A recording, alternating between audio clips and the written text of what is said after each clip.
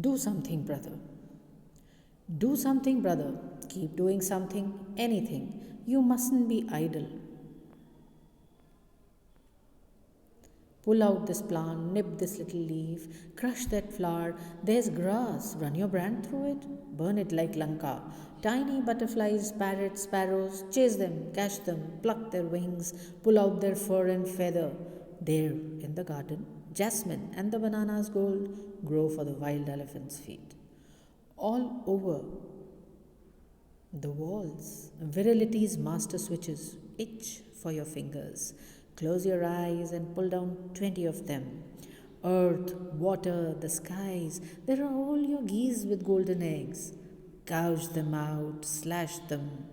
Do or die, they say. Disasters are the test for your genius's galloping dance. Something must crash every minute. Brother, act. Act at once. Do something.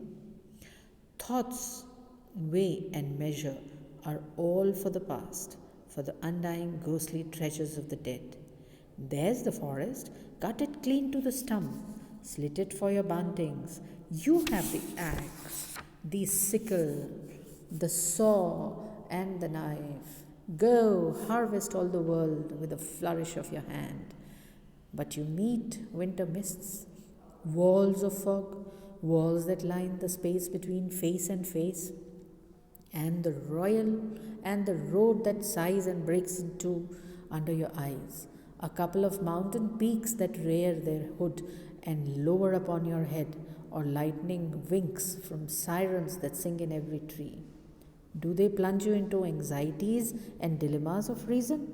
No, no, this won't do. You are a simple man, and that's your strength. Horse sense and the blinkers are your forte. Eat what comes to hand, crush what you touch, cut the hindering vines. Mother Earth herself, though tired, lies open to the skies. There's still flesh on her bone, marrow for your hunger. Come, come, brother, never forget that you are a man. Then there's the well of life. Rope the wheel and axle, pull out all the water, reach the last dryness of the rock. Grope, grope with the grappling iron. V for victory, brother.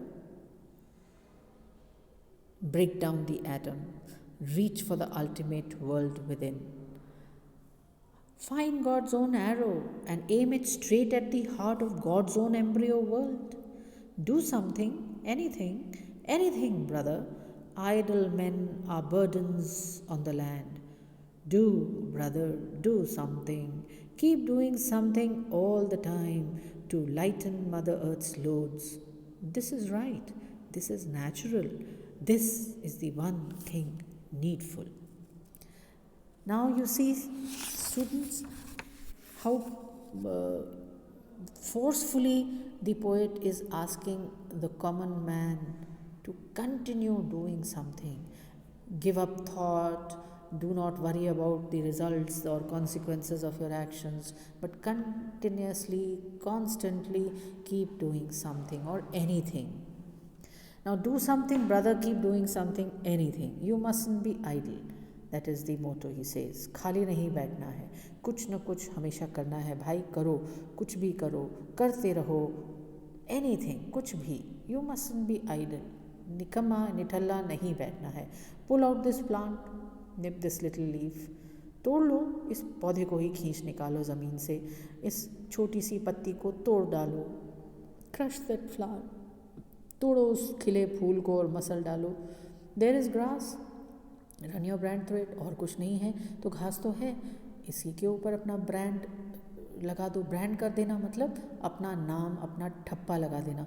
आप घास पर चलिए, देखिए एक ही तरह के कितना भी कोमल घास क्यों ना हो, कितना ही सुंदर घास हरा भरा क्यों ना हो, उस पर आप अगर लगातार चलते रहेंगे तो वो घास भी जल जाएगा, आपके पद चिन्ह रह जाएंगे. आप उस घास को, हरी दूब को पगडंडी बना देंगे, यानी वो आपके पगों से चलती चलती एक अलग ही डंडी सी रह जाएगी, जिसको हम पगडंडी बोल देते हैं. तो घास में भी निशान हो जाता है. जब सिल पर भी निशान पड़ जाता है रसरी के आवत जावत से, तो फिर कदम तो क्या बड़ी चीज़ है. कदम से तो निशान पड़ना बहुत ही आसान काम है. तो there is grass, run your brand through it, जला दो। Burn it like Lanka, Lanka की तरह जला दो। लंका को क्यों जला दिया गया था?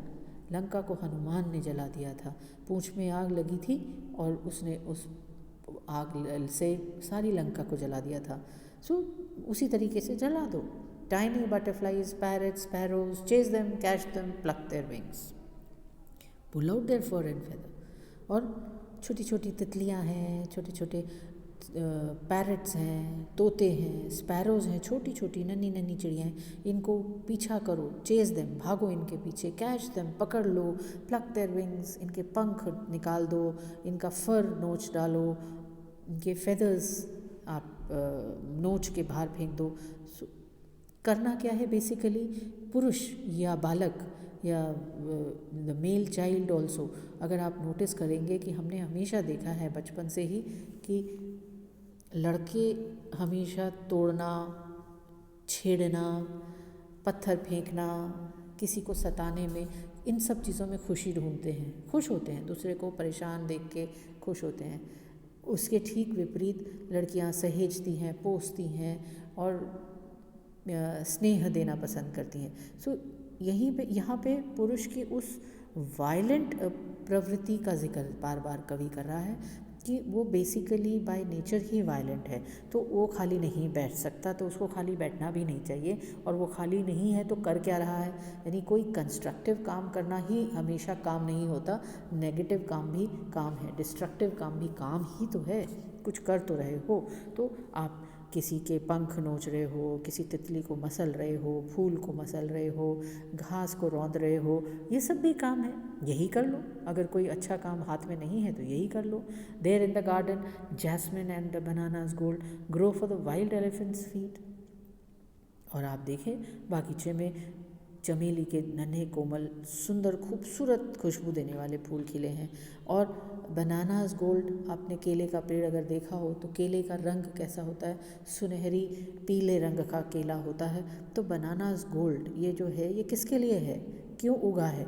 This has grown only for the wild elephants feet, कि ताकि जंगली हाथी आए और इन्हें रौंद दे। उसको हाथी को फूल की खुशबू से कोई लेना देना नहीं है। केला उसका भोजन है तो वो उसको खा जाएगा, फूल को वो रौंद देगा। तो ये सब चीज़ें जो प्राकृतिक संपदाएं हैं ये किस लिए उगी हैं? ये रौंदे जाने के लिए ही उगी हैं। तो वाइल्ड एलिफेंट यहाँ पे पुरुष भी हो सकता है जो जंगली है। वाइल्ड एलिफेंट का ही एक सिंबल मान लीजिए कि पुरुष प्रवृत्ति जो है, जो वायलेंट प्रवृत्ति है, वो जंगली हाथी के समान है जिस पर कोई अंकुश नहीं होता। हाथी ही नहीं, जंगली हाथी, याद रखिएगा। All over the walls virilities master switches each for your fingers. और मर्दानगी प्रूव करने के लिए हमेशा ही प्रयासरत रहता है पुरुष। और ये कहते हैं कि जैसे स्विच बोर्ड होता है दीवार पर लगा हुआ, उसी तरीके से ये जो स्विचेस हैं ये क्या हैं? किसी भी इमोशन को ऑन या ऑफ करने के अगर स्विचेस हैं ये, तो ये कहता है आपसे कि पुरुष से कि आओ, और ये जो विरिलिटी स्विच है, मर्दानगी प्रूव करने के आपके इतने सारे मौके हैं, मत चुभो इन्हें, ये आपकी उंगलियों के लिए मचल रहे हैं। They are itching for your fingers, close your eyes, आँख बंद करो और सब दबा दो एक साथ, and pull down 20 of them, तकरीबन 20 एक स्विच तो एक साथ दबा ही डालो। इसमें earth, water, the skies, there all your geese with golden eggs. आखिरकार ये धरती, ये पानी, ये आकाश, जो जीवनदायी वस्तुएं हैं, जो हमारे प्रकृति है, ये सब क्या है? ये प्रकृति जो है ये आपकी सोने के अंडे देने वाली मुर्गी ही तो है। गीज कहते हैं हंसिनी को, हंस को। और हंस एक दंत कथा है कि एक साधु ने एक व्यक्ति को वरदान में एक ऐसी बतख दी जो सोने का अंडा दिया करती थी, और उसने गरीब था तो उसने कहा ठीक है, वरदान को उसने सर माथे लिया। रोज़ एक अंडा वो बतख देती थी और वो उसे बेचकर धीरे धीरे अमीर हो गया।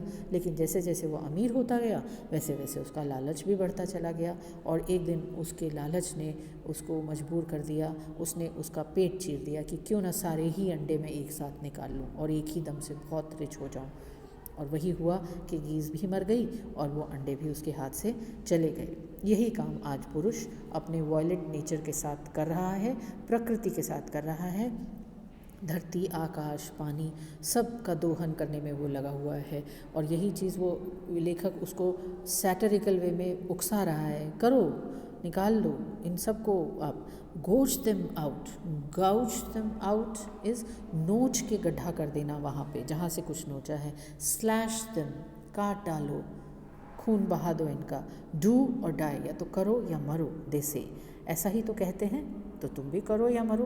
प्रकृति को नष्ट करने में करते चले जाओ, करो नहीं तो करते करते मर जाओ। Disasters are the test for your geniuses galloping dance. और अगर कोई विपदा आती भी है तो वो तो एक तरह से तुम्हारा टेस्ट है, ऑफ तुम्हारे जीनियस का टेस्ट है। गैलपिंग डांस, गैलपिंग जैसे एक घोड़ा है जो तबड़क तबड़क दौड़े चले जा रहा है, तो उसके उसके डांस का एक तरह से क्यों जो विनाश तांडव जो तुम मचा रहे हो उसका एक टेस्ट होता है अगर कोई विपदा आती है तो। Something must crash every minute as it is, कुछ ना कुछ तो हर सेकेंड हर मिनट टूटना ही चाहिए। Brother act, act at once, do something. इसलिए भाई तुरंत एक्शन लो, तुरंत अभी के अभी कुछ करो। Thoughts, weights and measures are all for the past, for the undying ghost treasures of the day of the dead. तो ये जो विचार हैं, विचार जो भारी हो जाते हैं, थॉट्स, वेट्स एंड मेजर्स, ये सब जो हैं विचारों से उत्पन्न होने वाली जो चीज़ें हैं ये सब बीत चुकी, ये तो भूतकाल की बातें हो गई, ये भूतों के लिए है। Undying ghostly treasures of the dead, ये तो मृत लोगों के साथ हैं और उन्हीं के साथ दब जाएंगी, उनकी चिंता तुम मत करो। There's the forest, देखो तुम्हारे सामने लहलहाता जंगल है।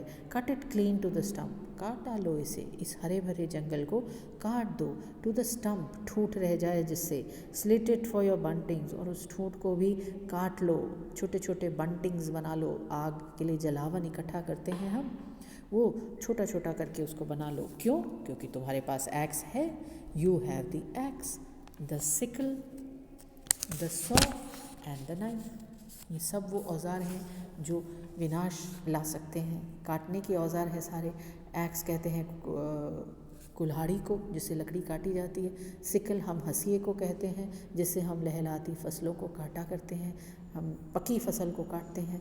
एंड सॉ आरी है जिससे लकड़ी चीरी जाती है।